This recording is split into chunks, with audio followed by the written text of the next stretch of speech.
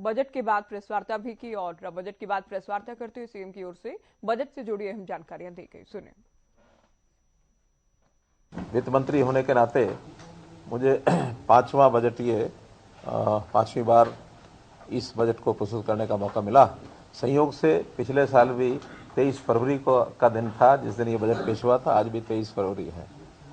पिछली बार की अपेक्षा इस बार 11.37% ये बजट हमारा अधिक रहा। कुल बजट का जो प्रस्ताव किया है 1,89,876.61 करोड़ और जो पिछली बार था 1,70,70,490.84 करोड़।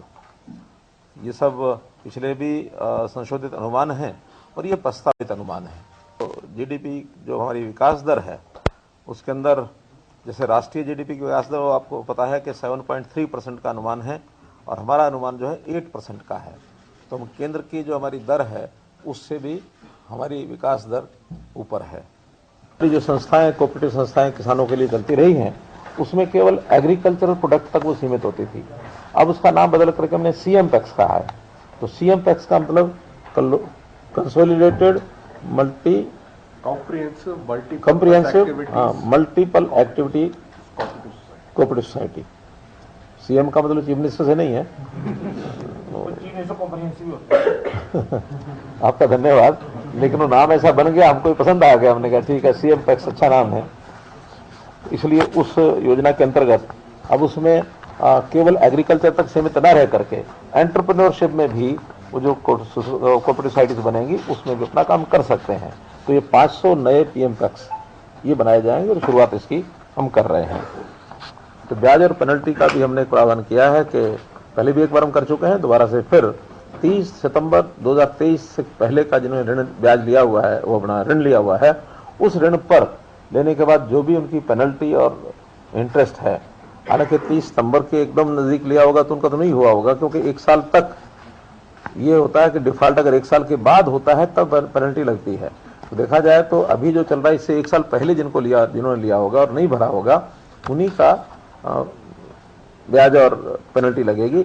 वो सारा ब्याज और पेनल्टी इस शर्त के साथ 31 मई 2024 तक वो इस पेमेंट को भर दें तो उसमें लगभग 5,47,000 ऐसे किसान हैं और 2000 वो आंकड़ा मेरे पास रह गया 2000 करोड़ के आसपास, 2140 करोड़ रुपया तो उसका पूंजी मूल है ओरिजिनल और 1700 कुछ करोड़ रुपया उसका ब्याज इंटरेस्ट है जो हमने माफ किया है।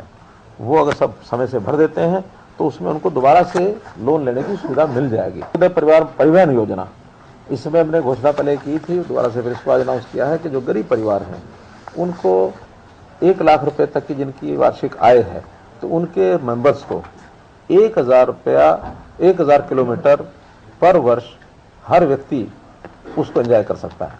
उसके लिए अलग से उनको कार्ड इशू किए जाएंगे, इलेक्ट्रॉनिक कार्ड अभी शुरू कर दिए हैं हमारे रोडवेज ने और उन सबके कार्ड के बाद वो अपने आप काउंट होता रहेगा। जिस दिन 1,000 से ज़्यादा किलोमीटर से हो जाएंगे उसके बाद उसको किराया देना पड़ेगा। और मुझे लगता है कि गरीब परिवार को 1,000 किलोमीटर हर एक सदस्य बड़ा मुश्किल ही होता है उसको, कोई क्योंकि नौकरी तो उसकी है नहीं, 1 लाख से कम है तो माने 8,000 रुपया प्रति महीने की इनकम है।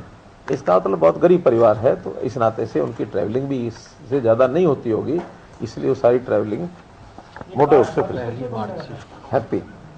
वैसे लॉन्च ये मार्च में होनी है, मार्च के पहले हफ्ते में।